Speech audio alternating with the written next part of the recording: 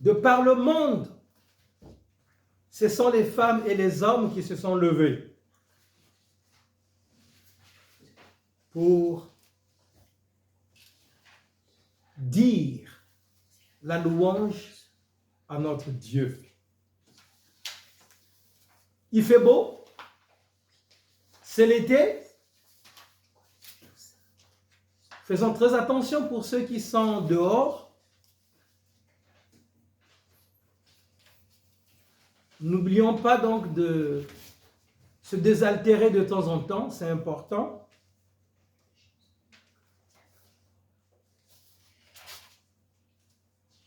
Ce temps nous est donné par Dieu. Le cœur humain est celui qui aime choisir. J'aime le froid, j'aime la chaleur, acceptons donc ce qui nous vient de Dieu. Sans plus tarder, nous prions. À toi, Seigneur Dieu, l'honneur et la gloire. Sois béni pour tes œuvres si belles dans nos vies. Aujourd'hui, un autre jour. Dimanche, certes, mais un autre dimanche. Tout ceci nous vient de toi. Je te prie donc, Seigneur, de nous réunir maintenant, partout où nous sommes connectés, que l'Esprit Saint, l'Esprit de puissance, l'Esprit de vérité, nous relie les uns et les autres. Bénis ton nom, Seigneur, et écoute tes enfants réunis. Chacun de nous,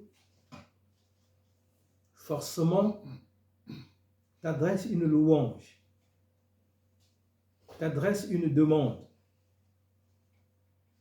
Probablement, confesse un péché. Nous te demandons, Seigneur, de nous écouter. Reçois favorablement nos multiples prières. Loin de nous tout esprit qui ne confesse pas la gloire de ton nom. Oui, un peu comme accablé par le sommeil, mais ce temps nous est donné comme un temps de rafraîchissement, un temps de renouvellement, un temps de prendre les forces. C'est pourquoi, Seigneur Dieu, nous implorons ton esprit. L'Esprit Saint qui nous remplisse, Seigneur Dieu, de ta puissance pour que chacun, dans sa relation personnelle, Dieu avec toi,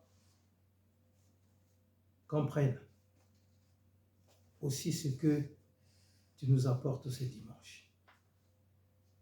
Merci pour toutes ces merveilles que tu as commencé à donner à tes enfants qui te louent partout où tu leur donnes, Seigneur Dieu, de se retrouver, de se réunir.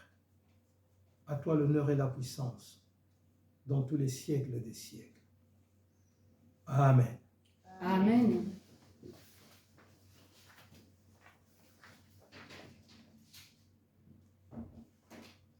Je vous invite à écouter cette parole que nous lisons dans le livre d'Éphésiens.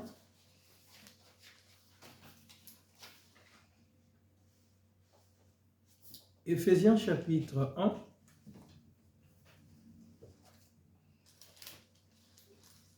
Les versets 4 à 5. Éphésiens chapitre 1, 4 à 5. En lui, Dieu nous a choisis avant la création du monde pour que nous soyons saints et sans défaut devant lui. Dans son amour, il nous a prédestinés à être ses enfants adoptifs par Jésus-Christ. C'est ce qu'il a voulu dans sa bienveillance. Amen. Amen.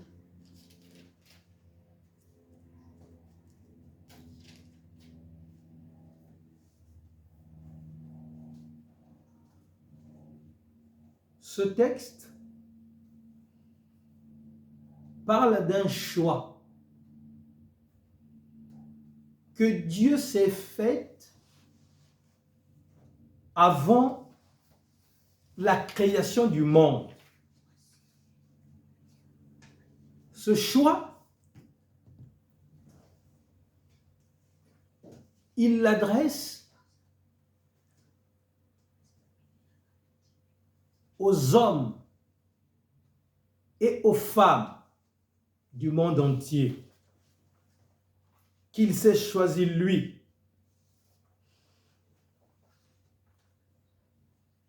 Ce choix désire porter la sainteté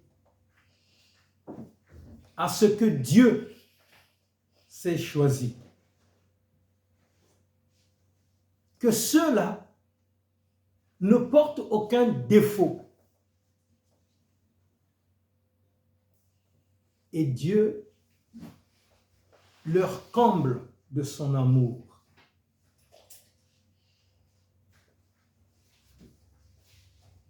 Et il dit, ce choix permet qu'une adoption soit déclarée, qu'une adoption soit faite. Et cette adoption nous donne le titre des enfants de Dieu en Jésus-Christ. Et c'est ce que Dieu,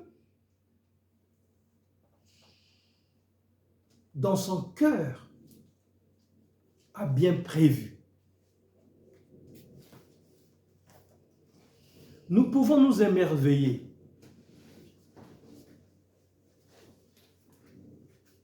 car ce choix, ce sont les enfants de Dieu, appelés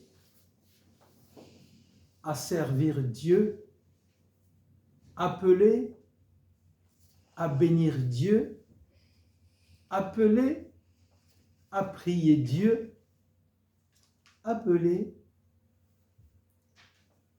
à adorer Dieu, appelés à servir Dieu.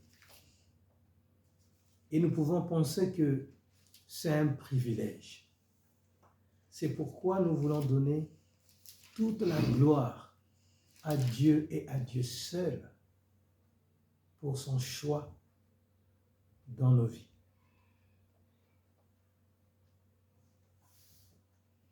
Dieu juste, nous voulons t'exalter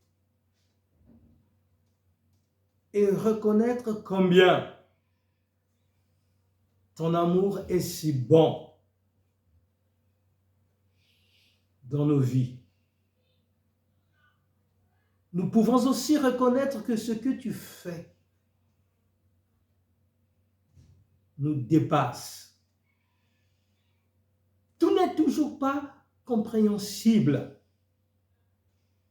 Cependant, le Saint-Esprit, l'Esprit de vérité qui nous conduit dans toute la vérité, nous éclaire sur ta pensée, nous éclaire sur ta volonté. C'est pourquoi, Seigneur Dieu, du plus profond de nous-mêmes, nous disons tout simplement que ta volonté se fasse. C'est pourquoi, Seigneur Dieu, nous reconnaissons que tu es notre Créateur. Oui, Tu es notre Père. Merci donc, Père, pour le souffle et pour le plan de paix que tu as bien voulu nous adresser. Donne-nous, Seigneur Dieu, de travailler de telle sorte, Seigneur Dieu, de te servir sur ce que tu as préparé d'avance pour que chacun de nous, pour que tout homme qui est appelé vienne à te servir avec un cœur sincère. Car tu nous déclares saints, c'est-à-dire ceux qui n'ont aucun défaut. Béni sois-tu, Seigneur Dieu, parce que tu es celui qui nous pardonne nos fautes. C'est pourquoi nous nous donnons à toi comme un sacrifice vivant. Merci pour l'œuvre de la croix qui nous déclare juste à tes yeux. À ton saint nom, Jésus, nous donnons toute la gloire. Amen. Amen.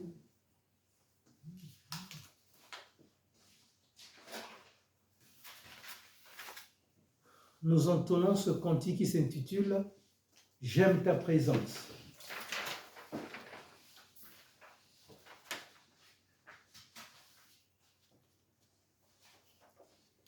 J'aime ta présence,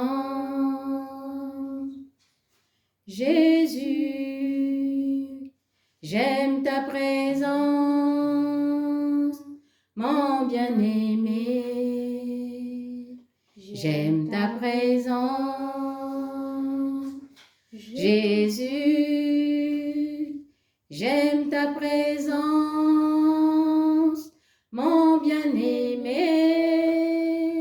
Et ton amour est là, puissant infini. Ton amour est là, guérissant ma vie. Et ton amour est là, coulant de ta croix. Ton amour est là, ravivant ma foi. J'aime ta présence, Jésus, j'aime ta présence, mon bien-aimé. J'aime ta présence, Jésus, j'aime ta présence, mon bien-aimé. Et ton amour est là, puissant infini. Ton amour est là, guérissant ma vie. Et ton amour est là, coulant de la croix. Ton amour est là, ravivant ma foi. J'aime ta présence, Jésus, j'aime ta présence, mon bien-aimé. J'aime ta présence, Jésus, j'aime ta présence, mon bien-aimé. Et ton esprit est là, Saint libérateur. Ton esprit est là, libérant mon cœur. Et ton esprit est là, répandu sur terre. Ton esprit est là, révélant le Père. J'aime ta présence, Jésus, j'aime ta présence, mon bien-aimé. J'aime ta présence, Jésus, j'aime ta présence, mon bien-aimé, et ton esprit est là, Saint libérateur, ton esprit est là, libérant mon cœur, et ton esprit est là, répandu sur terre, ton esprit est là, révélant le Père. J'aime ta présence, Jésus, j'aime ta présence, mon bien-aimé. J'aime ta présence, Jésus, j'aime ta présence, mon bien-aimé, et ton esprit est là, ce libérateur, ton esprit est là, libérant mon cœur, et ton esprit est là, répandu sur terre, ton esprit est là, révélant le Père. J'aime ta présence. Amen. Amen. Merci. Nous reprenons nos Bibles et nous lisons dans l'Épître aux Romains. Romains chapitre 9, versets 10 à 13.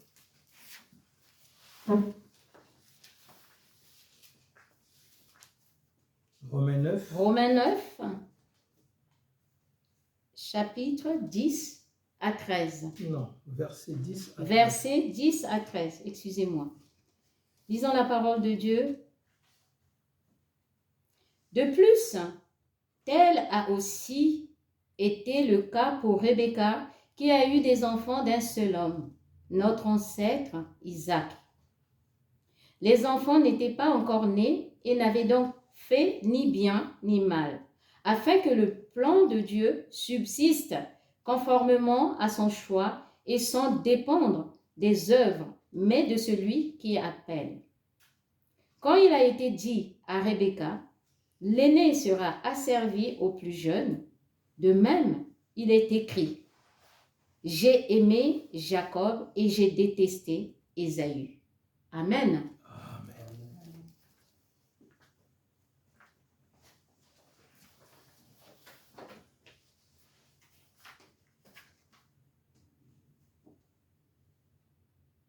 Mon silence en dit long, car ce passage n'est toujours pas bien compris. Et ceci depuis des siècles.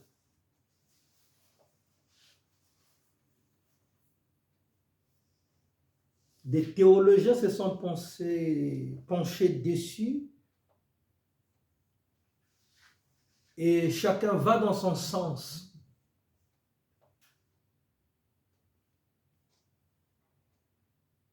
Il nous vient de Paul, défini comme étant l'apôtre de ceux qui ne sont pas juifs.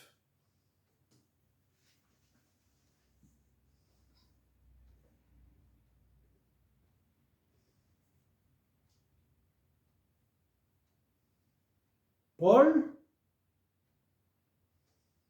expliquait ici aux Romains le choix de Dieu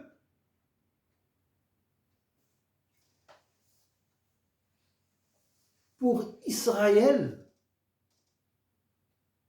mais aussi ceux qui ne sont pas des Israélites.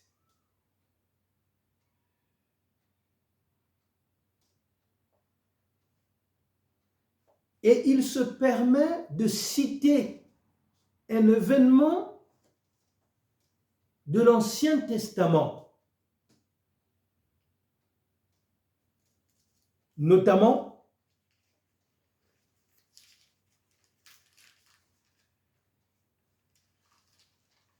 Genèse 25, où l'on nous parle de la naissance des deux enfants d'Isaac par sa femme Rebecca qui lui a donné des jumeaux.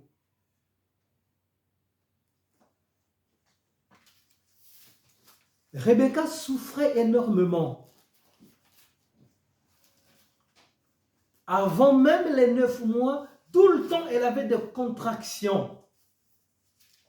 Les enfants bougeaient sans cesse et lui rendaient un mal fou.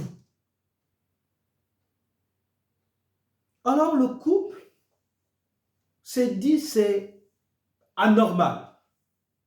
Allons consulter. Ils sont donc allés voir un serviteur de Dieu pour comprendre ce phénomène. Et là, par la bouche de ce serviteur, Dieu s'est révélé en leur disant, Rebecca, tu portes 2 nations dans ton ventre.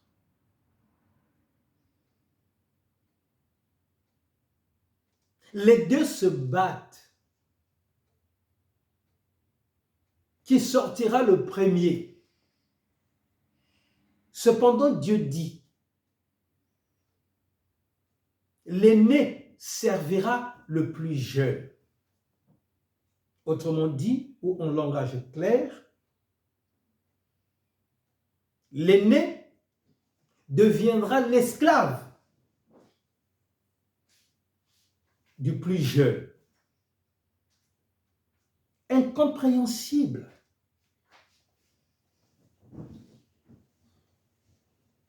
Des jumeaux. Cependant, un choix est bien établi. Que les 2 n'auront pas le même destin.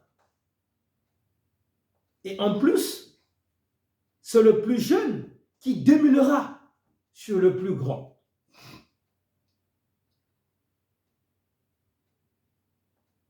C'est ainsi. Dieu l'a décidé ainsi. C'est pourquoi je disais que c'est un texte assez obscur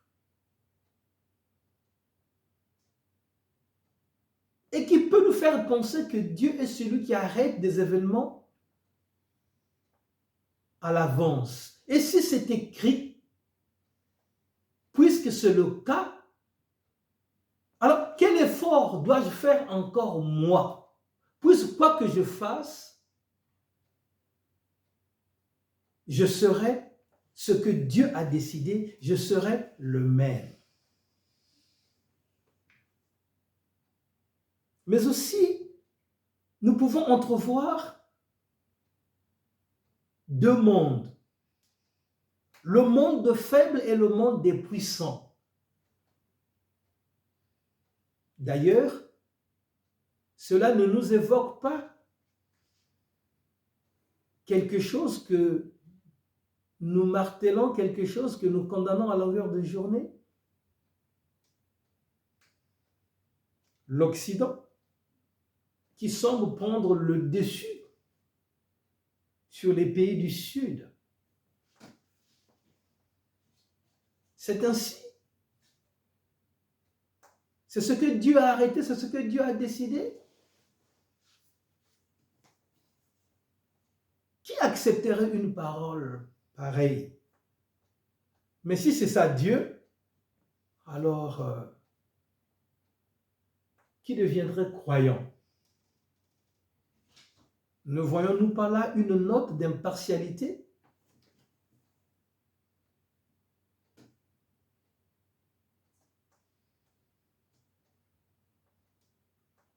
La Bible nous dit que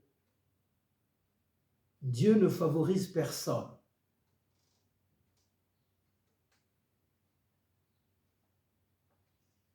Mais toutefois,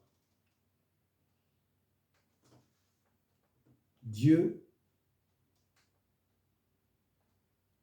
donne des occasions. Dieu donne des capacités pour que les uns et les autres glorifient son nom. Nous voulons donc demander pardon à Dieu pour notre jugement. Ce texte nous renvoie à notre propre image. Celui de voir Dieu comme un tyran. Celui de voir Dieu comme le père fouettard.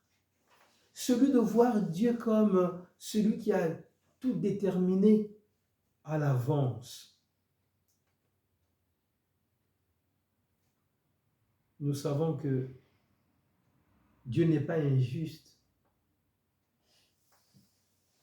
Nous savons que Dieu est amour. Et que malheureusement pour nous, ce sont aussi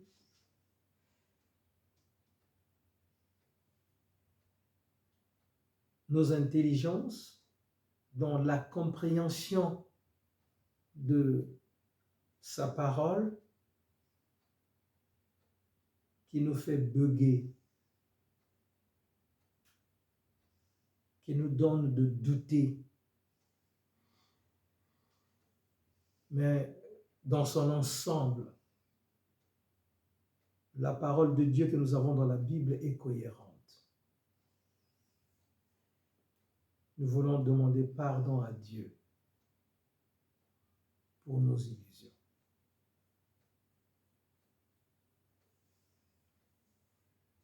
En aussi.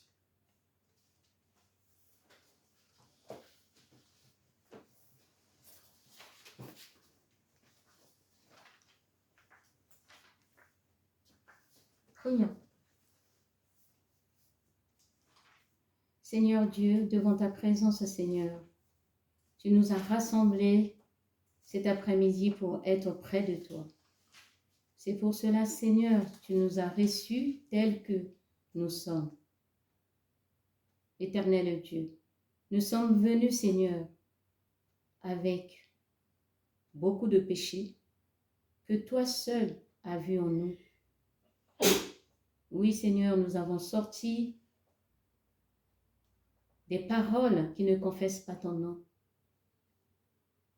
Nous avons péché, Seigneur, en faisant, Seigneur, ce que toi, tu ne veux pas de nous. Mais mon Dieu, toi qui es Dieu, toi qui es un Dieu de pardon, toi qui es un Dieu qui connaît tout, qui voit tout, tu as tout vu en nous, Seigneur. C'est pour cela, Seigneur, que je viens auprès de toi, devant ta présence, te demander pardon. Pardon, Seigneur, pour tous tes enfants rassemblés cet après-midi, Seigneur. De là où ils sont, Seigneur, reçois leur prière de pardon, mon Dieu, mon roi. Pardonne-nous, Seigneur, de nos mauvaises paroles, des regards qui n'ont pas, Seigneur, confessé ton nom. Oui, Seigneur Dieu, que le sang de ton Fils Jésus-Christ, ce sang qui a coulé sur la croix de Golgotha pour nous, que ce sang puisse, Seigneur, nous laver de tout péché, nous laver de tout mal, nous laver, Seigneur, de tout ce qui ne confesse pas ton nom, Seigneur. Oui, nous voici, Seigneur, sales devant toi. Seigneur, que ton sang nous lave, nous purifie, Seigneur, nous enlève cette crasse que nous emmenons devant toi. Oui, Seigneur, nous voulons être propres pour recevoir de toi tout ce qui est bien, tout ce qui est bon. Oui, Seigneur, Je remets, Seigneur, tous tes enfants qui sont devant ta présence, que tu puisses nous pardonner de tout péché. Oui, nous avons péché. Oui, mon Dieu, mon roi. Mais toi, tu es un Dieu d'amour. Tu es un Dieu de pardon. Que avec ta miséricorde, Seigneur, pardonne chacun de nous, Seigneur. Pardonne le monde, Seigneur. Pardonne, Seigneur, nos pays. Pardonne, Seigneur, nos enfants. Pardonne, Seigneur, les parents. Pardonne, Seigneur, nos couples. Pardonne, Seigneur, tout notre être. Oui, Seigneur. Merci, Seigneur, d'écouter notre prière que nous faisons devant toi. Merci, Seigneur, de tout ce que tu es, de tout ce que tu fais et de tout ce que, Seigneur, tu feras, Seigneur, pour nous, tes enfants. Ainsi, j'ai prié au nom de ton Fils Jésus-Christ, notre Seigneur et Sauveur. Amen. Amen. Nous prions par le psaume 6. Éternel, ne me punis pas dans ta colère et ne me corrige pas dans ta fureur. Aie pitié de moi, Éternel, car je suis sans force. Guéris-moi, Éternel, car je tremble de tous mes os. Mon âme est toute troublée. Et toi, Éternel, jusqu'à quand me traiteras-tu ainsi? Reviens, Éternel, délivre-moi. Sauve-moi à cause de ta bonté, car dans la mort, on n'évoque plus ton souvenir. Qui te louera dans le séjour des morts? Je m'épuise à force de gémir. Chaque nuit, mon lit est trempé de mes larmes. Il est inondé de mes pleurs. Mes yeux sont usés par le chagrin. Tous ceux qui me persécutent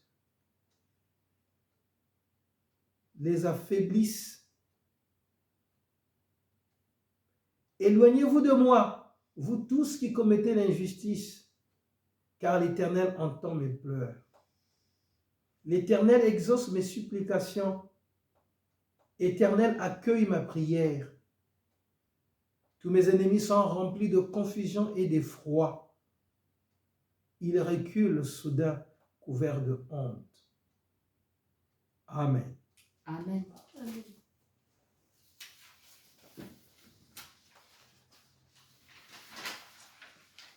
Nous intonnons ce cantique qui s'intitule « Entre tes mains, j'abandonne ».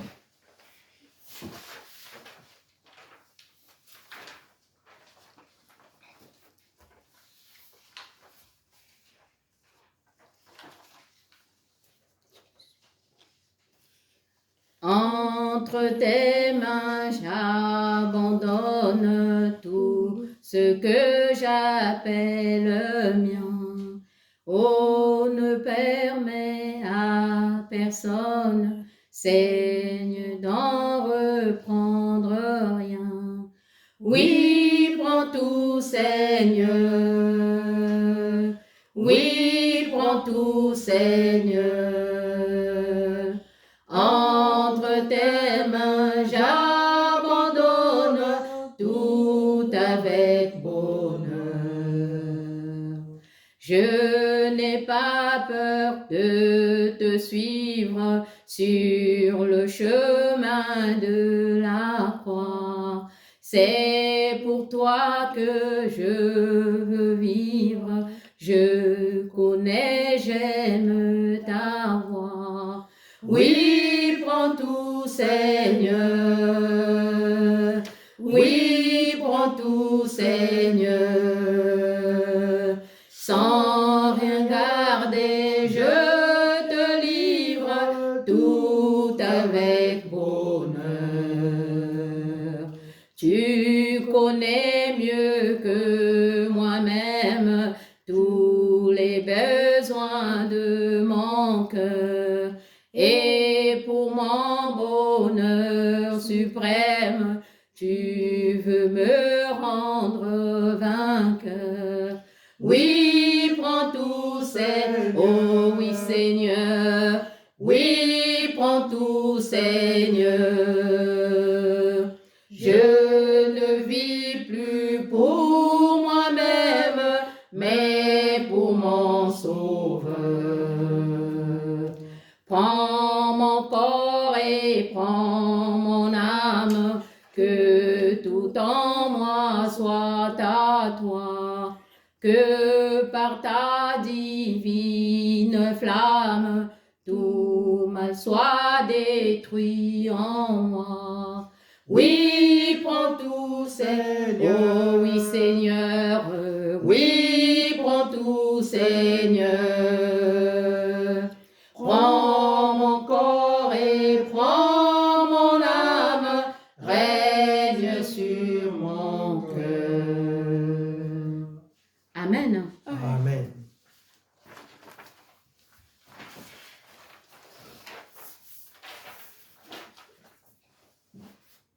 Nous prions avant d'écouter la parole de Dieu. À nouveau, Seigneur Dieu, nous nous inclinons devant ta face. Fais-nous monter, Père, au-devant de ton trône.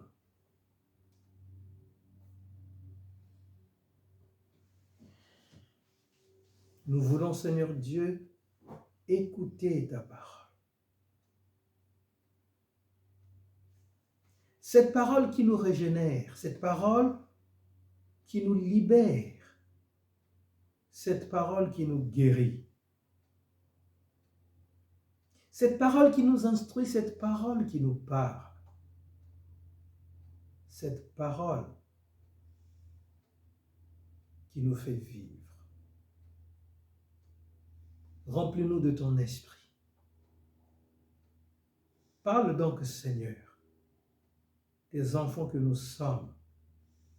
Écoutons. Amen. Amen.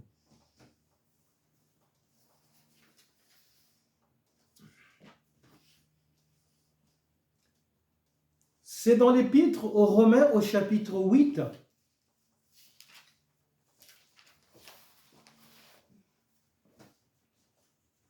Les versets 29 à 30 que nous écouterons la parole du jour.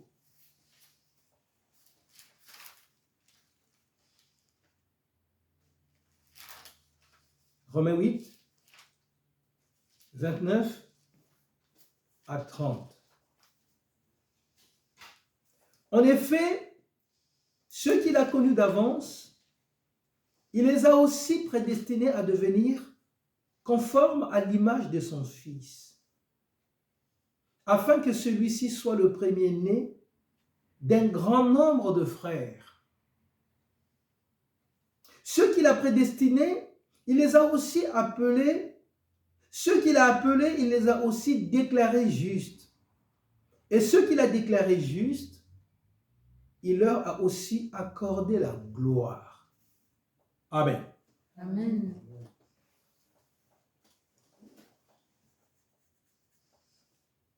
Il y a des choses à dire sur ce passage. Mais nous ne voulons pas nous éparpiller. C'est pourquoi nous avons donné un titre à cet enseignement. Tu n'es pas le fruit d'un hasard. C'est le thème. Tu n'es pas le fruit d'un hasard.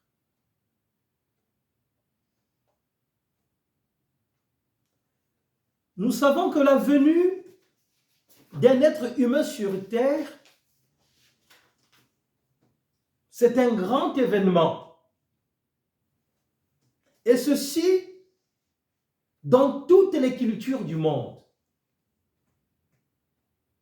Quelqu'un m'avait dit un jour, et ne précisons pas dans quelle culture c'était, chez eux là-bas, la venue d'un enfant rend triste. C'est-à-dire, une fois que l'annonce d'un enfant est parvenue à leurs oreilles, ils se mettent à pleurer.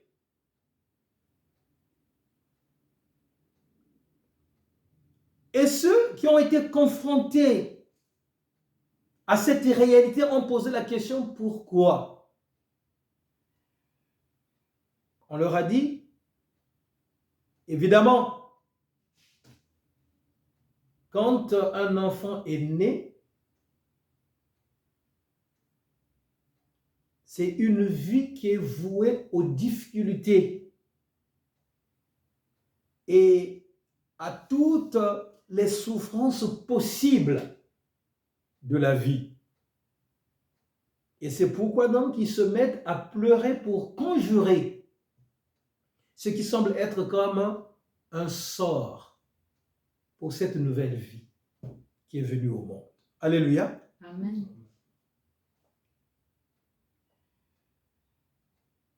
Alors, je ne sais pas si c'est vrai,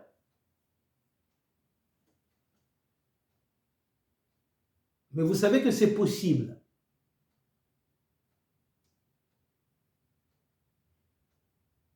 Dans ce passage, l'apôtre Paul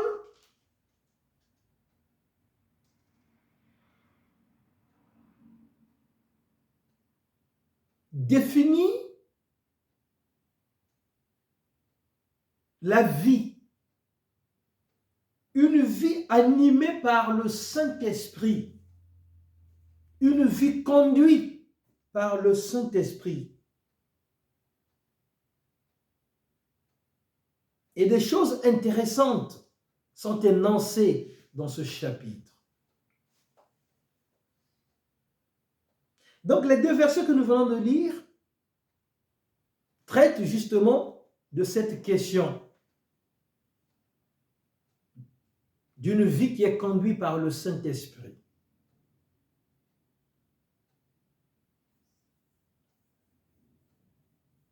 Mais certainement, comme nous le remarquons, il y a plusieurs verbes ici dans ces deux versets qui attirent notre attention. Il y a le verbe connaître,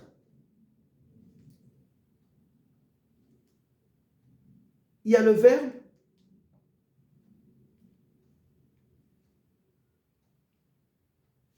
prédestiné, il y a le verbe appeler et il y a le verbe déclarer.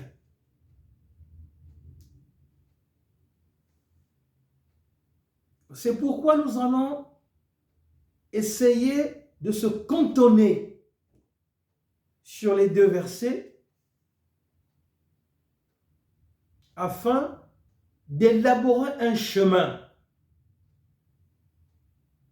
qui parlera que toi comme moi, nous ne sommes pas un fruit d'un hasard. Effectivement, nous savons très bien qu'il y a des bébés qui naissent sans la volonté du père ou la volonté de la mère. Et nous disons que c'est un accident. Certes, c'est nous qui appelons cela accident. Mais nous savons que un accident n'est pas possible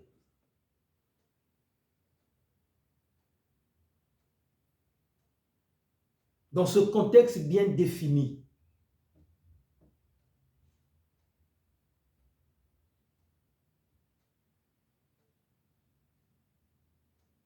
Et oui, il y a de ceux qui travaillent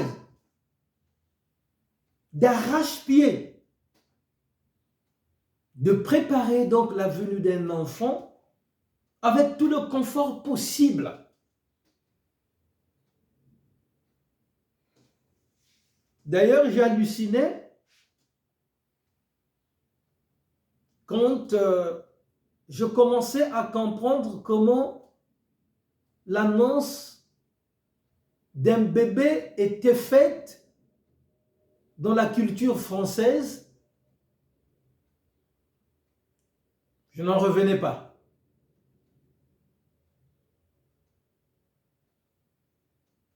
À 1 semaine, 2 semaines de retard, on le disait tout haut à qui voulait l'entendre que j'attends un bébé. Et quand vous demandez à combien de mois êtes-vous, ils vous disent à 1 semaine, à 2 semaines. Impensable dans la culture africaine. Même à 6, 7 mois, on le cache dans la culture africaine pour la plupart du temps. Et ceci pour plusieurs raisons également.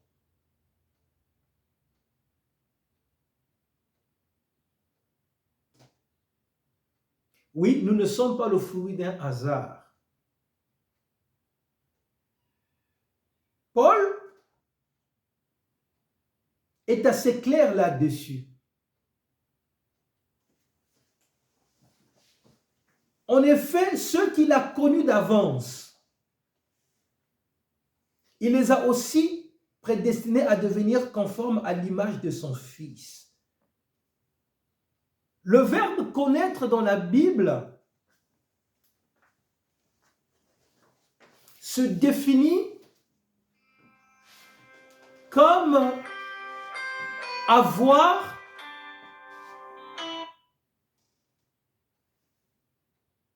une relation personnelle avec quelqu'un. C'est une démarche qui est entamée de telle sorte que la personne désirée devienne soit une épouse, un époux, ou tout simplement un ami, une amie, un copain, une copine. Donc, c'est un désir du cœur qui te pousse d'aller vers l'autre. Le verbe connaître définit aussi une relation intime. Dans l'intimité, nous pouvons voir l'amitié. Dans l'intimité, nous pouvons voir aussi donc la formation d'un couple dans le mariage.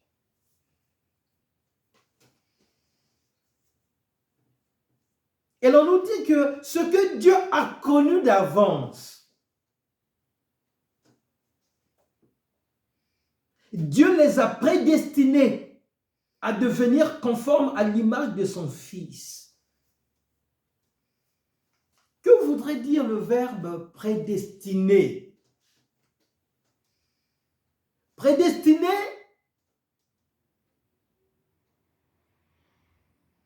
se définit en français comme étant limité d'avance. Limité d'avance. Et donc, lorsque c'est le Tout-Puissant qui pose ses limites, elles ne peuvent être outrepassées.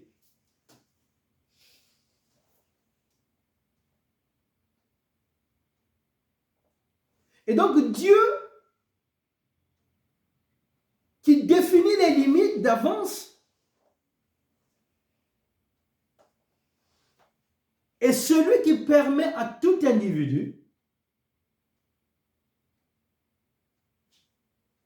de prendre l'image de son Fils.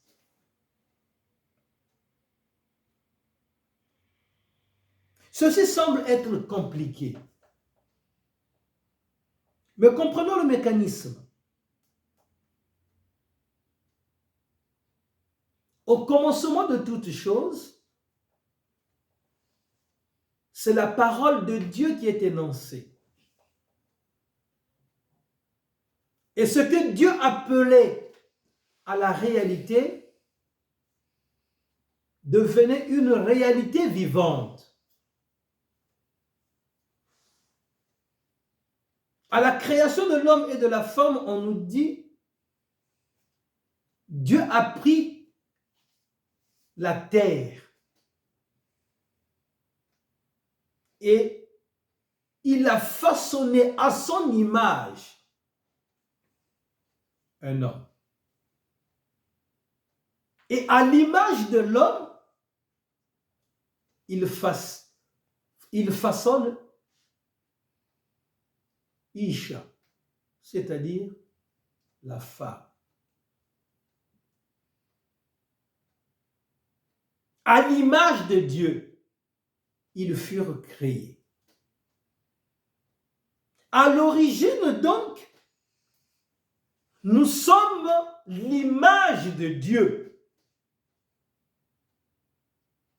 Mais il s'avère que personne n'a vu Dieu.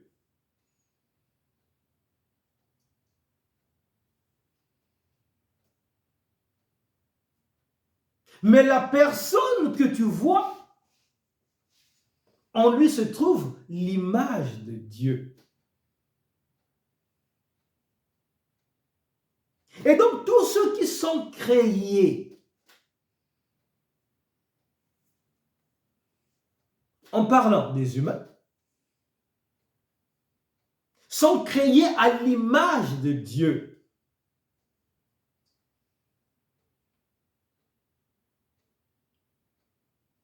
Et nous sommes tous descendants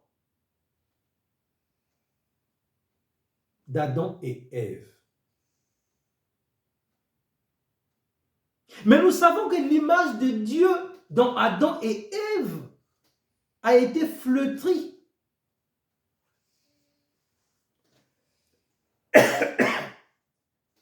Cette image, si vous voulez, a été défigurée à cause du diable.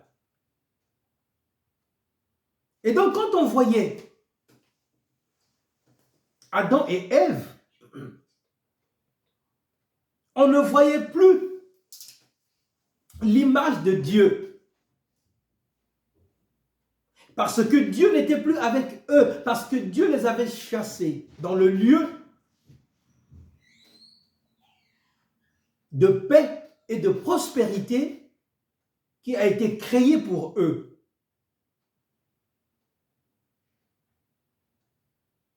Et là, Dieu les a voués à la perdition.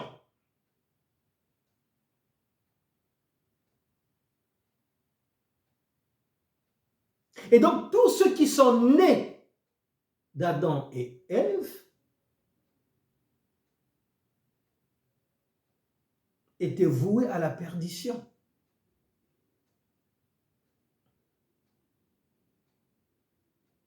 C'est pourquoi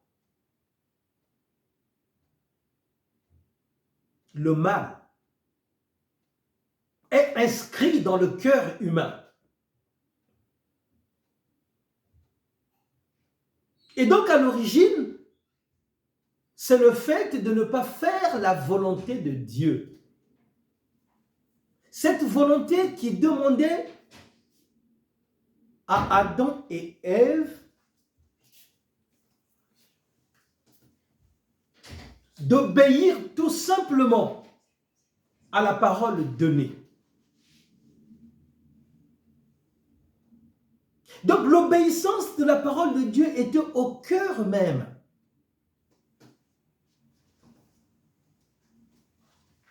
de la foi en Dieu.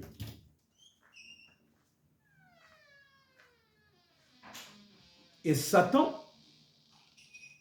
dans sa subtilité, est venu et a sémé le doute dans le cœur d'Adam et Ève,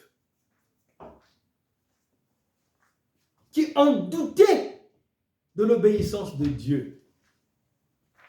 et qui ont voulu devenir comme Dieu lui-même. Et que l'image de Dieu en eux ne suffisait pas, mais il fallait qu'ils aient certainement tous les attributs de Dieu. Parce que ce que Satan leur avait promis, vous serez comme Dieu.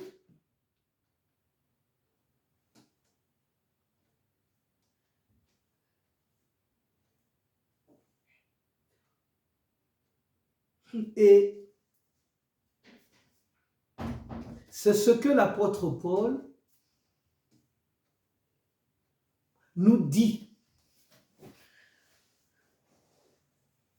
Puisque l'image de Dieu en vous a été flétrie, l'image de Dieu en vous a été détériorée, l'image de Dieu en vous a été flouée, il vous est donné la possibilité de devenir des enfants de Dieu. En quoi faisant?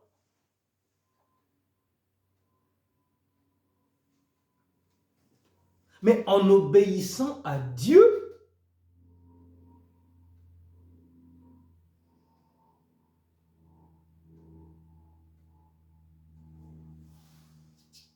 Mais obéir Dieu en quoi? Mais simplement parce que l'appel de Dieu est en vous.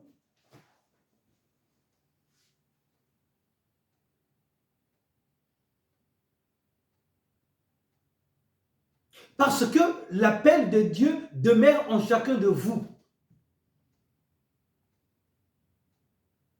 Qu'est-ce que l'appel de Dieu?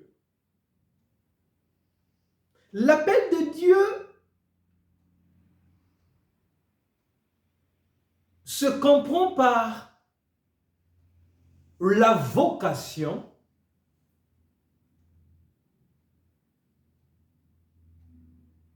que nous avons à connaître Dieu comme notre Créateur.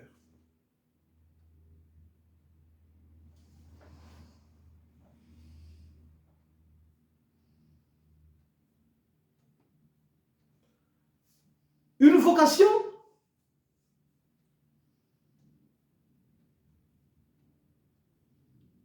c'est un désir profond qui envahit tout l'être humain et qui le pousse, ou ce désir qui le pousse à chercher Dieu. C'est cela l'appel de Dieu.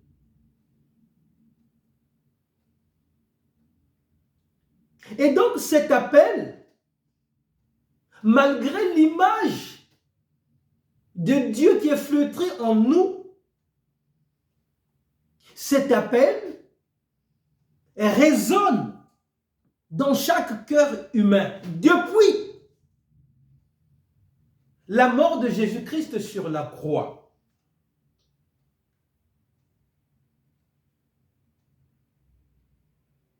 C'est pourquoi ceux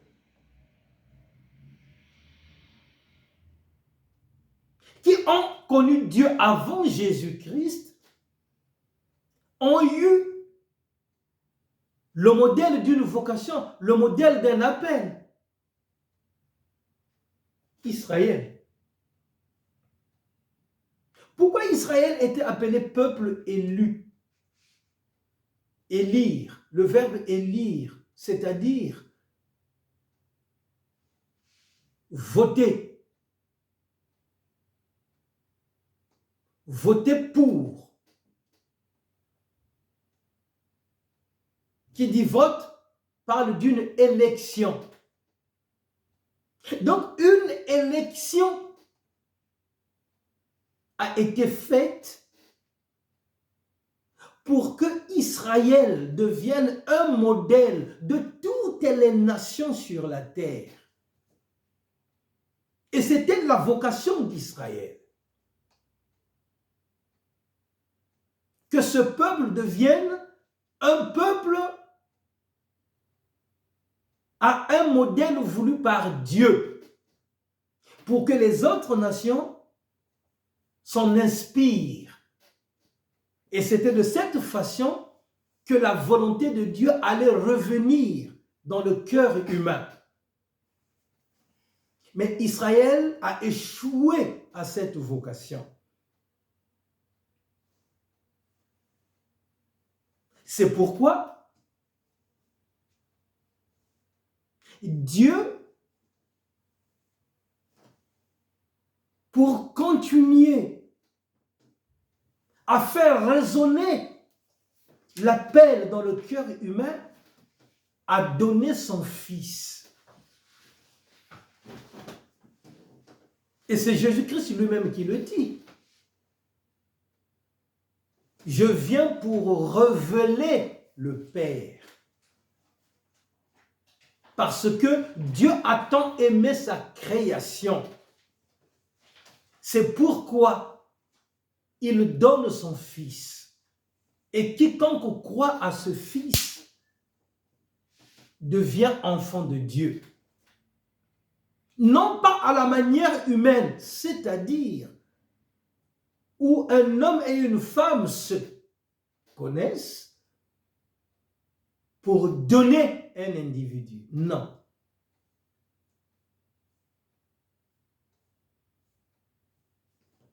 Mais c'est le Saint-Esprit qui opère dans le cœur humain en croyant au nom de Jésus. Et donc, c'est par Jésus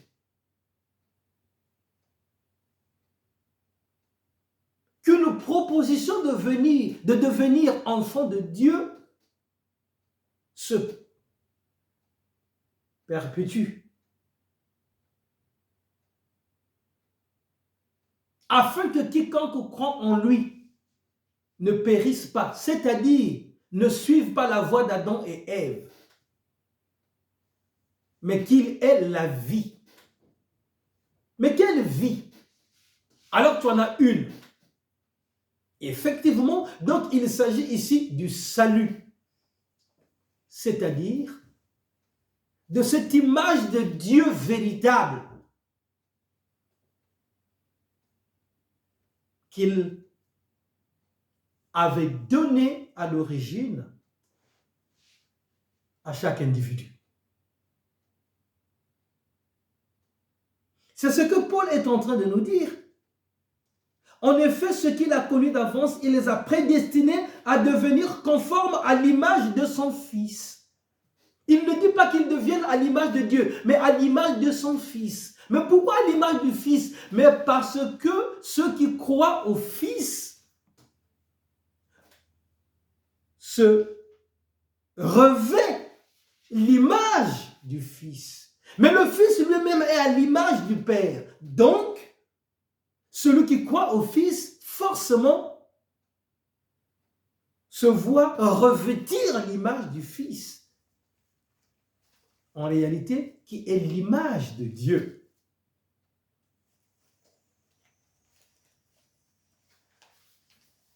Nous disions que la prédestination, c'était ce que Dieu avait limité d'avance. Mais qu'est-ce que Dieu a limité d'avance? Mais tout simplement, le fameux appel que vous avez en lui. Et donc, tous les êtres vivants, tous les êtres de tous les continents, et c'est ce que dit Jésus-Christ lui-même, que sa parole ne revient pas si celle-ci n'a pas atteint les confins de la terre. Que cette parole doit aller jusqu'aux confins de la terre. Et c'est ce qui le révèle à Jean que toutes les tribus, toutes les populations, tous les hommes entendront sa voix. Et donc, c'est là que ça devient intéressant. Celui qui a entendu la voix de Dieu doit se dire, Dieu m'appelle. Dieu m'appelle. Puisque tout le monde doit entendre la voix de Dieu. Mais comment nous entendons la voix de Dieu? Mais parce que Dieu envoie ses serviteurs, ses servantes de par le monde pour parler de lui. Et aujourd'hui, avec les multimédias, cette parole arrive jusqu'à nous, c'est-à-dire dans nos maisons. Donc personne ne dira qu'il n'a pas entendu la voix de Dieu. C'est toute la difficulté, puisque autrefois il fallait tout simplement aller au rassemblement, fréquenter l'église le dimanche, écouter un prêche. Ce n'est plus le cas de nos jours. Donc même la science contribue à l'épanouissement de la parole de Dieu, à l'épanouissement de la volonté de Dieu. Oui, le choix était posé sur Israël hier. Mais en Jésus-Christ, c'est l'Église naissante. Donc il y a là comme une continuité justement aujourd'hui. Cette vocation qu'avait Israël, c'est l'Église qu'il a. C'est quoi l'Église? Mais l'Église, c'est là où 2, 3 sont réunis au nom de Jésus-Christ. Il dit, je suis au milieu de ceux-là. Voyez-vous? Mais l'Église est constituée d'hommes et de femmes de ce monde. Mais ces femmes de ce monde vivent en famille, vivent en communauté, vivent en société, appartiennent à un pays. Donc, d'une manière comme d'une autre, l'évangile se propage. Et donc, tu ne diras pas que tu n'as pas été averti, que tu ne l'avais pas entendu. C'est pourquoi David, déjà à son époque, dira, si tu entends la voix de Dieu, n'endurcis pas ton cœur. Et moi, je te dis, cette voix est arrivée chez toi, n'endurcis pas tes oreilles. Ne dis pas que c'est une perte de temps. Tu n'es pas le fruit d'un hasard. C'est pourquoi Dieu travaille de telle sorte que tu l'entendes. C'est pourquoi Dieu travaille de telle sorte que tu l'écoutes. Quelle que soit la manière tu es venu au monde, du moment où tu portes cette couverture terrestre dans laquelle Dieu a mis une vie, tu lui appartiens.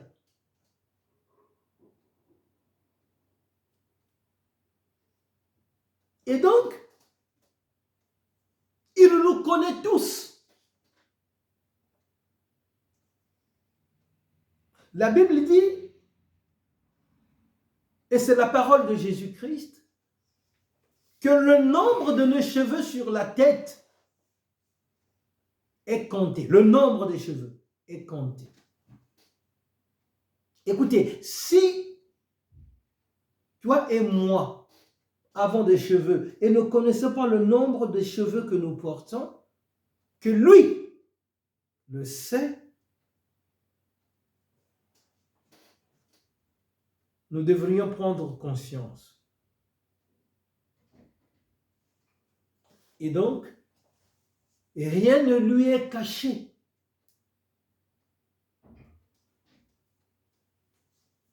Alors, tes préoccupations, Dieu les connaît. Ce que tu désires, Dieu le sait. Ce que tu voudrais obtenir, il le sait. C'est pourquoi Paul continue en disant, Dieu désire que vous deveniez ses fils à l'image de Jésus-Christ. Donc, il nous incite, il nous appelle, c'est ça notre vocation, de connaître Jésus-Christ comme Seigneur et Sauveur.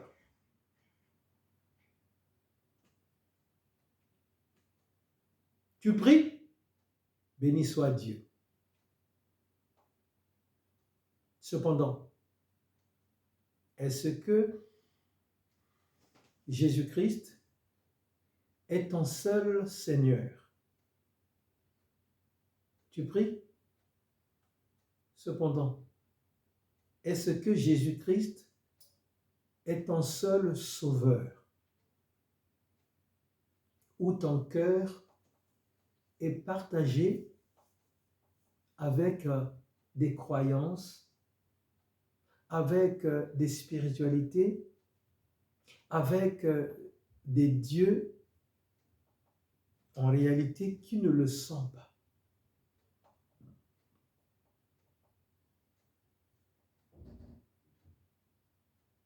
Voilà ce que Paul dit. Ceux qu'il a prédestinés, il les a aussi appelés.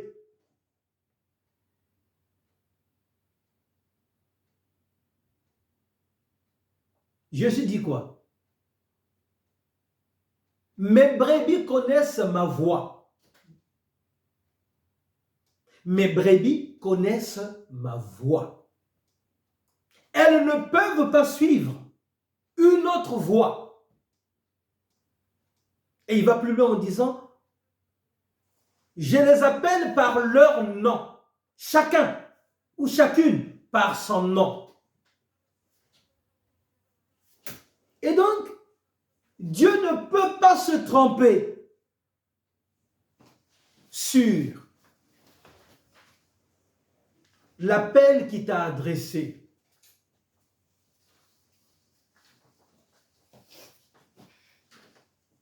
C'est toi, Myriam. Mais Dieu n'appellerait pas, par exemple, Grâce à la place de Myriam. Ou Félix à la place de François.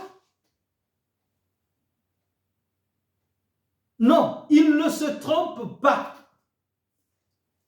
Et encore nous, humains, nous pouvons nous tromper par les dates de naissance et les noms de nos propres enfants. Pas Dieu.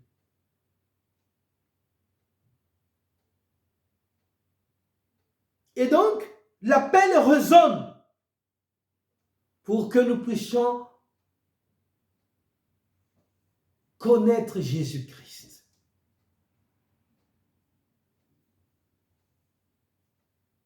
Et une fois que l'image de Jésus-Christ a pris forme en toi,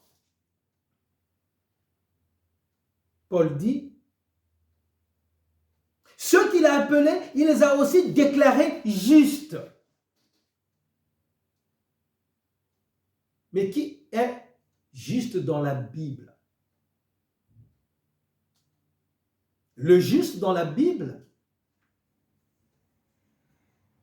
c'est celui qui marche dans la justice de Dieu. Marcher dans la justice de Dieu ne voudrait pas dire que le péché n'est pas accroché à nous. Marcher dans la justice ne voudrait pas dire que vous devenez infaillible. Marcher dans la justice ne voudrait pas dire que vous ne faites que ce qui est bien. Dieu sait que nous sommes poussière et que malheureusement, nous ne sommes pas à l'abri des chutes. Nous vacillons, il le sait bien. Et nous avons des exemples bibliques. Abraham était bancal, mais il a été déclaré juste devant Dieu. David a été déclaré comme celui vraiment qui a un cœur pur, alors que c'était un mercenaire et qu'il a commis des adultères et des meurtres. Et par là même, donc, Dieu est en train de nous dire, même avec vos faiblesses, tout simplement, entendez la voix, entendez la parole de Jésus. Oui, entendez la voix, entendez la parole de Jésus, nous donne donc de nous abandonner totalement à lui. Et le Saint-Esprit viendra faire ce travail. Quel travail? Mais le travail de te rendre juste devant Dieu et devant les humains. Très souvent, nous n'y arrivons pas parce que nous le faisons avec nos propres efforts. Alors que le salut nous est donné que par grâce, c'est-à-dire par la seule volonté de Dieu. Et nous, il nous est juste demandé de nous couler, de nous laisser entraîner dans cette grâce.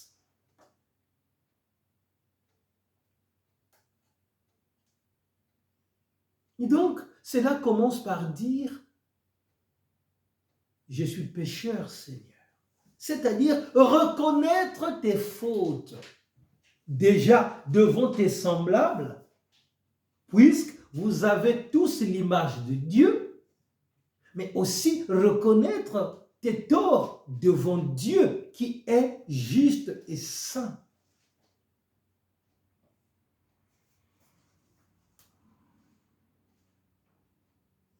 C'est cette doctrine que Jésus prêche à Nicodème, qui était déjà prêtre, c'est-à-dire qui connaissait l'existence de Dieu, qui connaissait la volonté de Dieu, mais dont Jésus jugeait insuffisant. Et il lui dit, si tu ne nais pas de nouveau, tu ne connaîtras pas la vie, c'est-à-dire la vie éternelle. Donc, cette nouvelle naissance, c'est celle qui nous donne l'image de Christ. Cette nouvelle naissance nous demande de nous dépouiller de tout ce qui s'accroche de nous, à nous plutôt, et qui nous fait reculer, qui ne nous fait pas avancer. Mon frère, ma sœur, si tu voudrais avancer, alors que tu te dis chrétien et qu'il y a peut-être des échecs encore dans ta vie chrétienne, mais parce que peut-être nous devrions aussi abandonner certains milieux. Il y a des milieux, toi qui es appelé à Christ, que tu ne devrais plus fréquenter. Attends, toi, tu dis que tu n'arrives pas à arrêter la fumée, la cigarette, n'importe laquelle d'ailleurs. Mais si tu continues à fréquenter ceux qui fument, comment voudrais-tu vraiment arrêter la cigarette? Si c'est un corps qui te fait défaut, à cause justement de la dépravation, mais si tu continues à fréquenter les lieux où le désir charnel sera pratiqué, mais comment voudrais-tu t'en sortir? On ne se lance pas dans l'arène si au préalable, on ne s'est pas entraîné au combat. C'est pourquoi, frères et sœurs, il nous est demandé de nous dépouiller de tout ce qui est vilain en nous.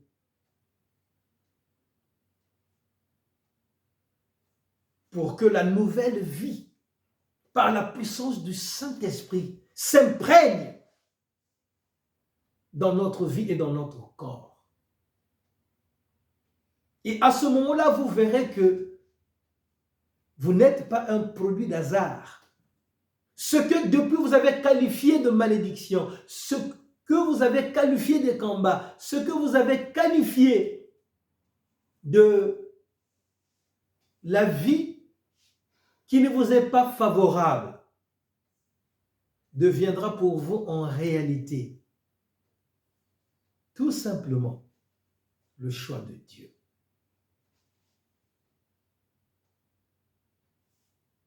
Et nous savons que tout ce que Dieu choisit pour nous est pour notre gloire. Ceux qu'il a prédestinés, il les a appelés. Ceux qu'il a appelés, il les a aussi déclarés justes. Et ceux qu'il a déclarés justes, il leur a aussi accordé la gloire. La gloire dans la Bible définit tout le poids de Dieu, kabot en hébreu, c'est-à-dire tout le poids de Dieu, tout ce qui pèse dans Dieu. Connaissez-vous les tonnes que pèse Dieu? Quelle balance pourrait peser le poids de Dieu? Mais Paul déclare, tout sera gloire dans votre vie. Effectivement, tout est gloire dans la vie de ceux qui ont abandonné leur vie à Christ. Et dans cette gloire, Jésus le dit bien, je sais que vous en avez besoin. C'est ce qu'il dit à Pierre. Et c'est au centuple que je vous les donnerai, c'est-à-dire multiplié par 100. Il vous l'accordera. Et donc, quelle lecture je fais de ma vie?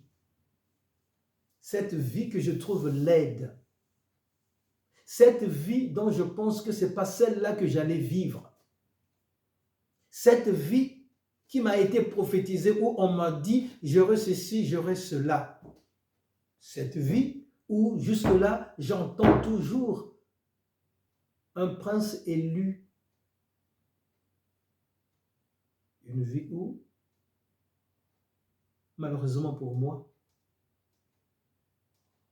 je ne comprends pas et je me dis, je suis perdu. En réalité, Dieu est celui qui contrôle tout. Mais si nous sommes à l'image de Christ, si Christ est en nous, nous sommes conscients que nous ne manquerons de rien. Et que, au moment opportun, Christ se manifestera. C'est la Bible qui le dit. Toutes choses concourent au bien de ceux qui aiment Dieu, de ceux qui sont appelés selon sa volonté.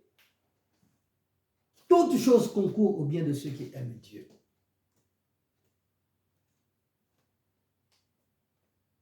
Abraham attendait un enfant. Mais nous avons vu comment Dieu est constamment venu dans sa vie et a fait des promesses. Et même un jour, il est venu, il lui a annoncé en face. Et il fallait qu'il attende l'année prochaine. Et nous avons vu comment, après avoir reçu cet enfant, Dieu le lui réclame encore. Et pour dire à Abraham, maintenant je sais que tu m'aimes. Parce qu'il a demandé ce fils en sacrifice.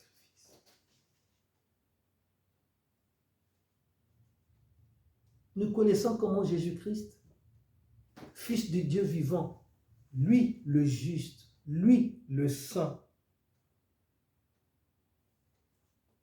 allait de ville en ville, de village en village, prêcher l'amour de Dieu, prêcher la volonté de Dieu, en guérissant les malades, en donnant, oui, la vie à ceux qui la voulaient. Et la puissance de Dieu était avec lui. Mais nous savons comment il est mort. Béni soit Dieu. Heureusement qu'il n'est pas resté dans la mort. La gloire de Dieu s'est manifestée le 3e jour. Ce Jésus qui est revenu à la vie, le voici, sans cesse, qui continue à dire, à parler de ce que Dieu voulait aux hommes.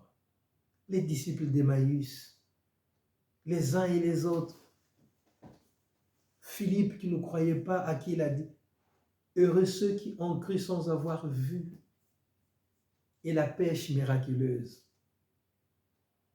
Et Pierre finalement, qui a douté comme tous les autres, qui dit, c'est le Seigneur. Tu n'es pas le produit d'un hasard.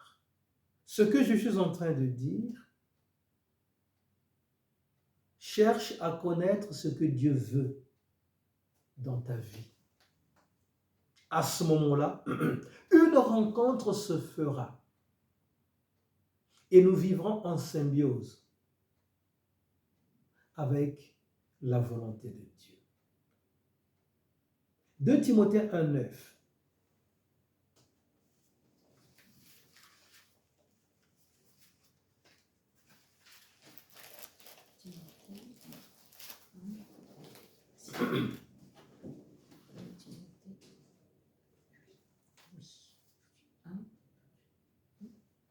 Deux Timothée 1,9.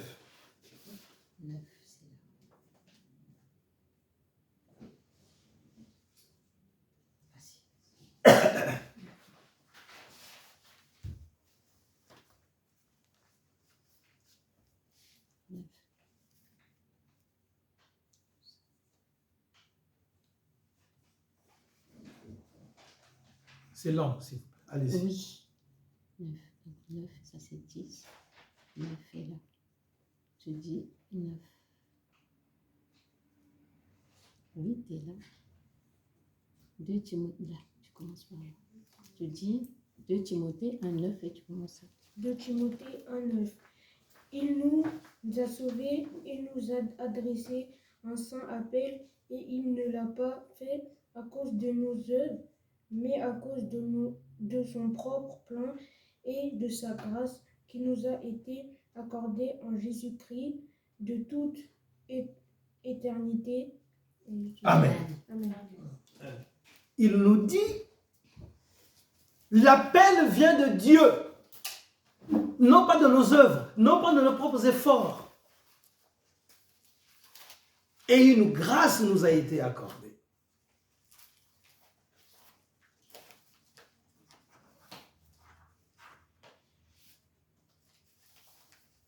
Israël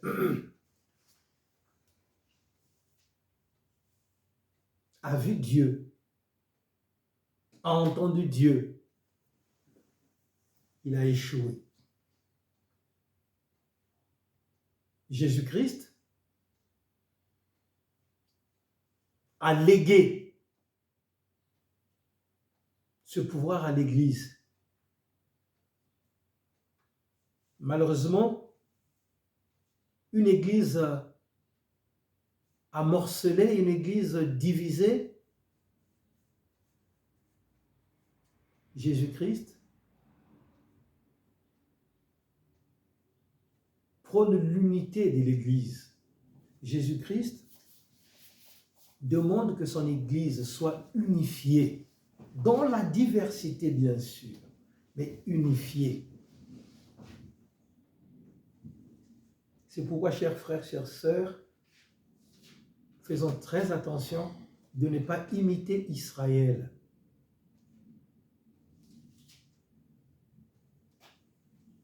Chacun de nous est l'image de Christ. Nous avons bien vu que deux jumeaux ou des jumeaux, mais le choix a été posé sur un. Et Dieu, bien que les enfants n'étaient pas encore nés, il a haï. Allons-nous chercher des poux sur la tête de Dieu? Allons-nous poser des questions à Dieu? Faites-le si vous le voulez. Mais je dis tout simplement, faisons attention. Car l'appel de Dieu arrive jusqu'à nous. L'appel de Dieu arrive jusque dans nos maisons. L'appel de Dieu est retenti constamment, tous les jours. C'est pourquoi, chrétiens, c'est pourquoi, croyants, réfléchis à ta vie de foi. Tu es dans le doute? Tu es dans les pleurs? Tu es en manque? Christ te dit, abandonne ta vie entre ses mains. C'est lui que Dieu a donné aux hommes pour que quiconque croit ait la vie éternelle. La promesse d'Israël, c'était la terre promise. Mais ta promesse à toi et moi, l'Église, c'est le salut, c'est-à-dire voir Dieu tel qu'il est dans sa gloire, mais aussi le service, c'est-à-dire travailler pour Dieu. C'est pourquoi il donne à l'Église des capacités de dons. Et les dons sont multiples. Le partage, c'est aussi un don. L'amour, c'est aussi un don. Ne nous focalisons pas sur ce qui semble être des dons extraordinaires. Mais déjà, son appel, c'est un don. Alors, entends, réagis et donne complètement ta vie à Christ. Tu reflèteras l'image de Christ, il enverra le Saint-Esprit. Tu n'es pas le fruit d'un hasard. Et tu verras comment Dieu te prendra en main et te conduira dans ce qu'il appelle la prédestination. À lui soit la gloire et l'honneur dans tous les siècles des siècles. Amen. Amen.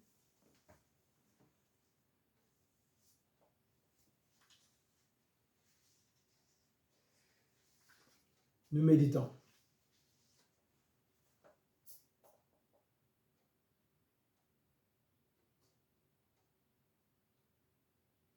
Et nous demanderons à la servante de Dieu d'intercéder pour l'Église de Dieu que nous sommes.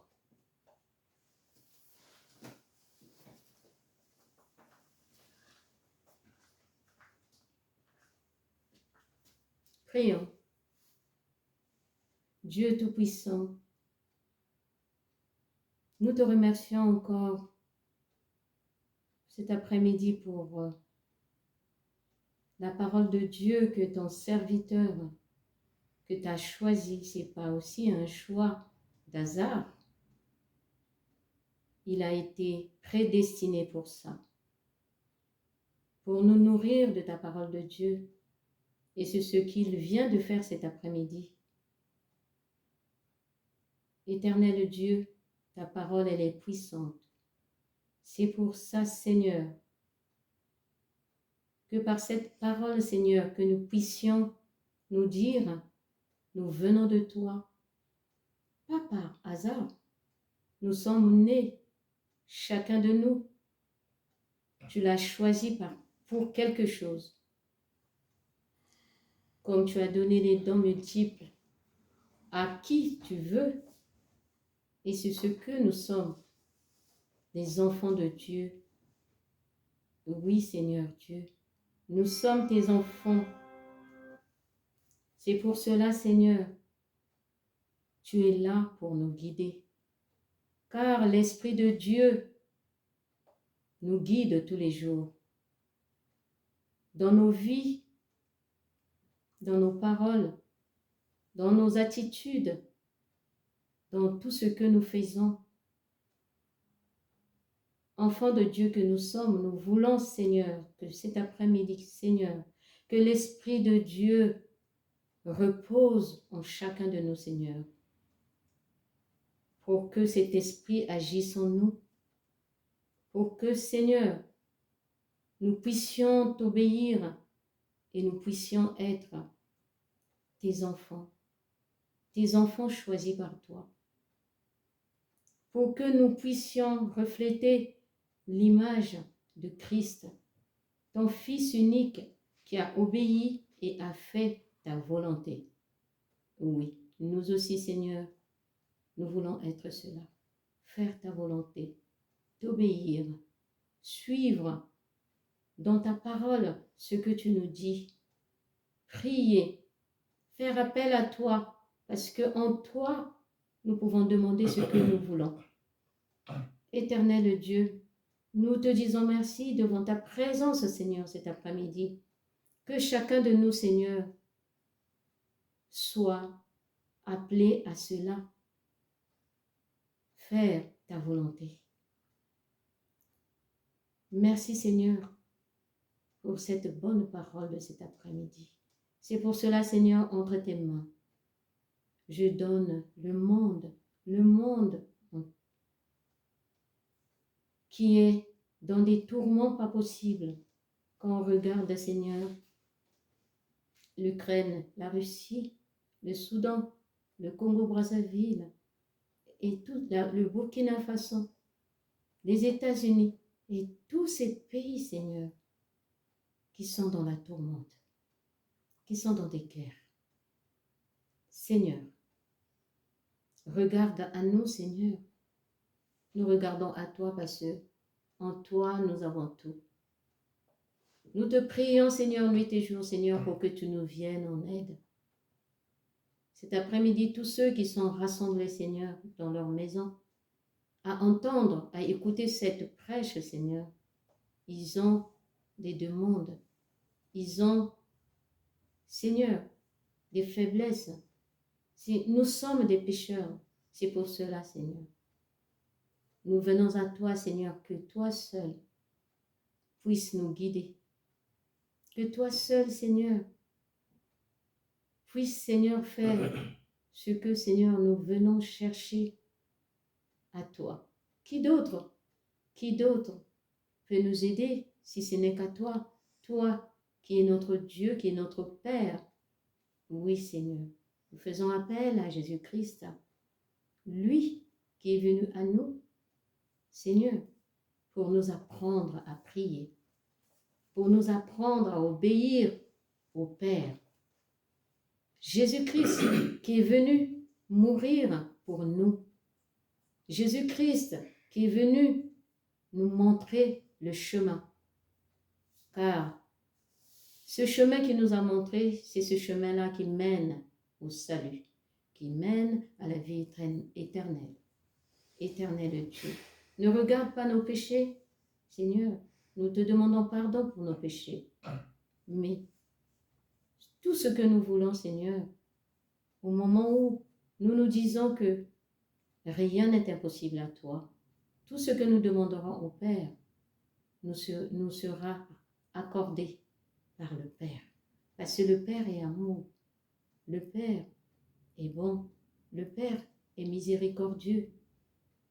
Mon Dieu, mon roi, je viens à toi, Seigneur, pour te montrer, Seigneur, toutes ces familles qui te demandent, Seigneur, que tu puisses les aider, que ça soit pour les papiers, que ça soit, Seigneur, leurs demandes multiples pour ceux qui veulent le mariage, pour ceux qui veulent, Seigneur, des enfants, pour ceux qui ont des problèmes de famille multiples, Seigneur. Pas d'entente, mon Dieu, mon roi. Toi, tu es amour, Seigneur. Tu feras ce qu'il te demandera, Seigneur, parce que tu nous aimes. Oui, je viens auprès de toi, Seigneur. Prier, Seigneur, pour ceux qui veulent, Seigneur, que tu leur accordes, Seigneur, le Saint-Esprit, pour qu'ils puissent travailler dans ton champ, Seigneur. Pour qu'ils aient la force, Seigneur, de t'obéir. Pour qu'ils aient la volonté, Seigneur, de faire ce que toi tu veux. Seigneur, Rebecca a eu Jacob et Isaïe. Mais Seigneur, tu savais des âges, Seigneur, qui sera celui, Seigneur, qui fera ta volonté à toi.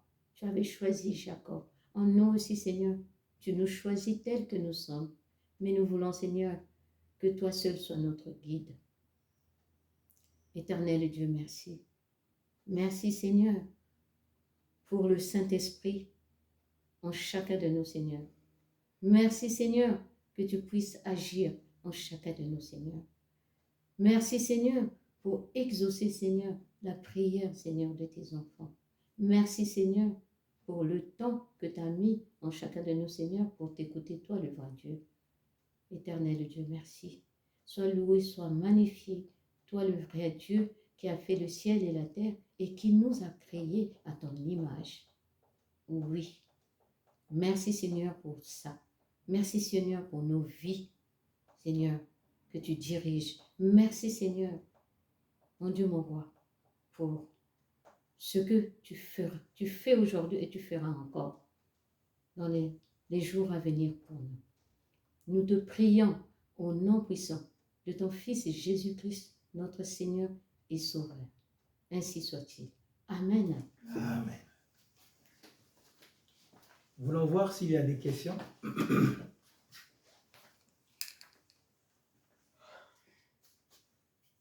Non. Pas de questions. Pas de questions. Nous n'avons pas d'annonce non plus. Nous écoutons cette parole pour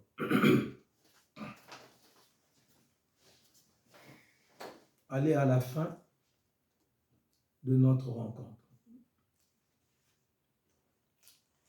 1 Pierre 4, 10, 11.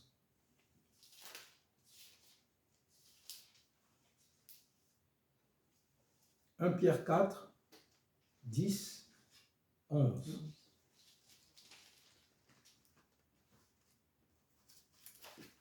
Comme de bons intendants des diverses grâces de Dieu, mettez chacun au service des autres le don que vous avez reçu.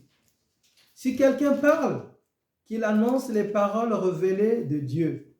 Si quelqu'un accomplit un service, qu'il le fasse avec la force que Dieu communique, afin qu'en tout, Dieu reçoive la gloire qui lui est due à travers Jésus-Christ.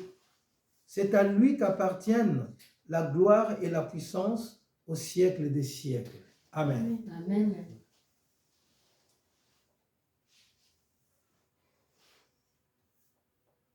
Après avoir entendu cette parole,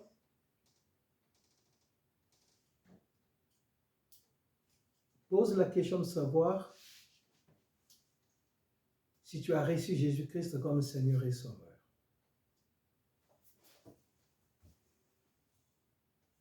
Si tu as répondu à cette question favorablement, prie pour l'amour, que l'amour de Dieu remplisse ton cœur de telle sorte que tu deviennes celui ou celle qui aime ses semblables.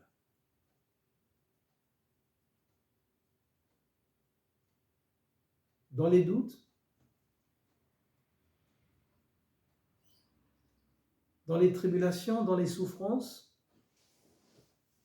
dans les accablements,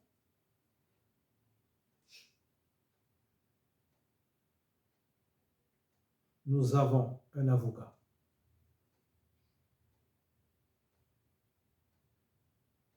Nous avons un ami.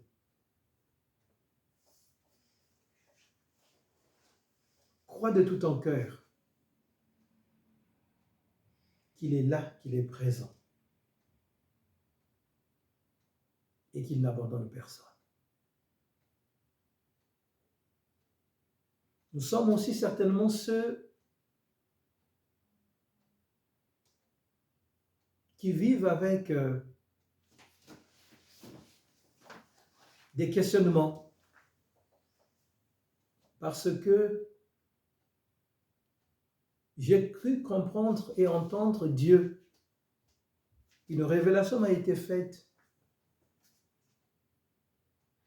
Pourquoi je ne vois rien? Pourquoi Dieu est resté silencieux? Nous avons une vérité à comprendre. Si Dieu l'a dit, croyez qu'il le fera. Évidemment, certains peut-être ont mis de toutes leurs économies, ont mis leur vie en contribution, leur corps en contribution, et ne voyant rien arriver, le doute s'installe. Mais c'est Jésus lui-même qui nous dit, ne doutez point, mais croyez. Jésus-Christ est vraiment fidèle.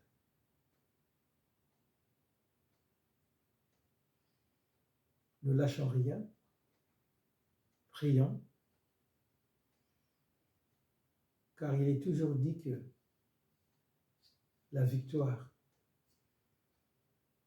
est aux côtés de ceux qui le connaissent. À lui soit l'honneur et la gloire dans tous les siècles des siècles. Père, merci. Vraiment, tu nous as conduits. Déploie ta force. Permets à notre cœur de s'affermir. Augmente en nous la foi. Cette foi qui croit, cette foi qui accepte. De grâce, fais-toi connaître au monde. Soutiens vraiment ceux qui travaillent à ton service.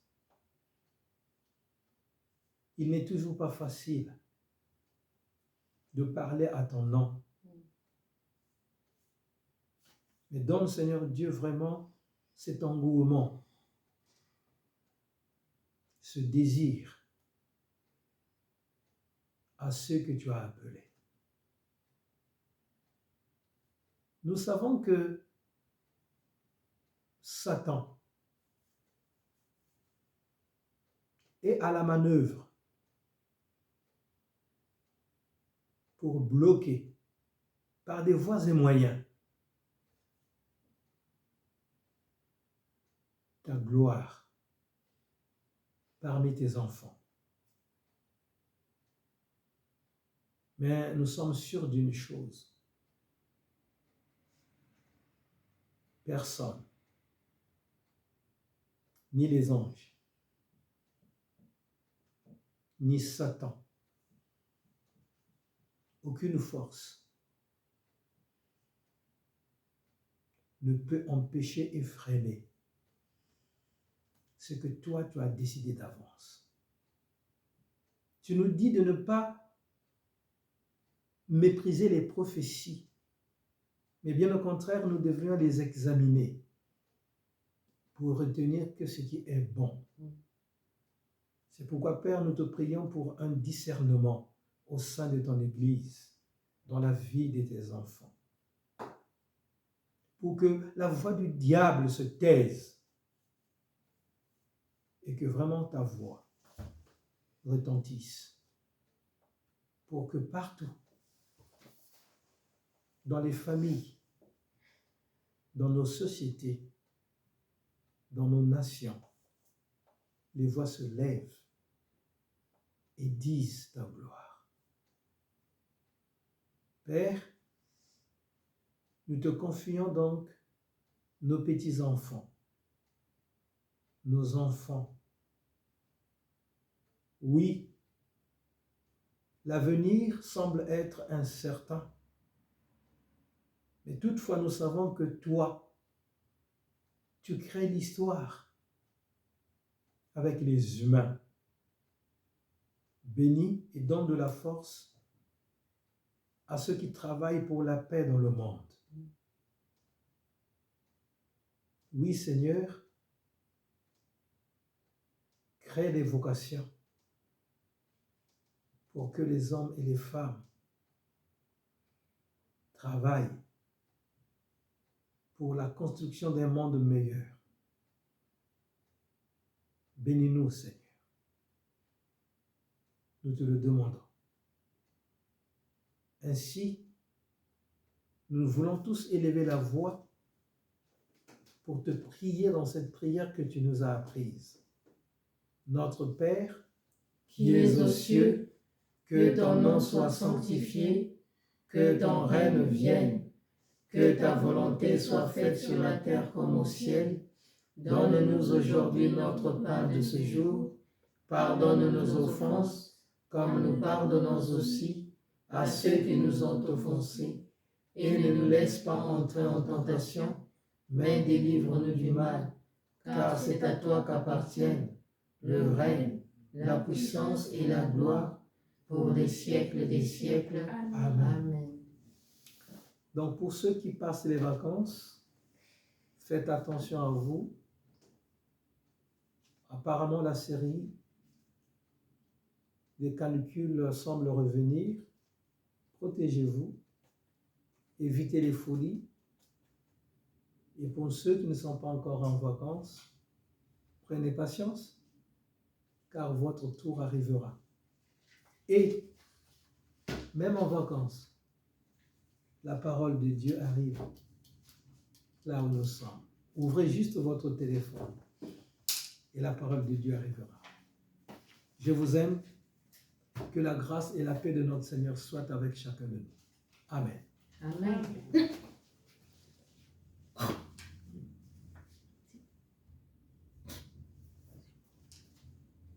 Vas-y.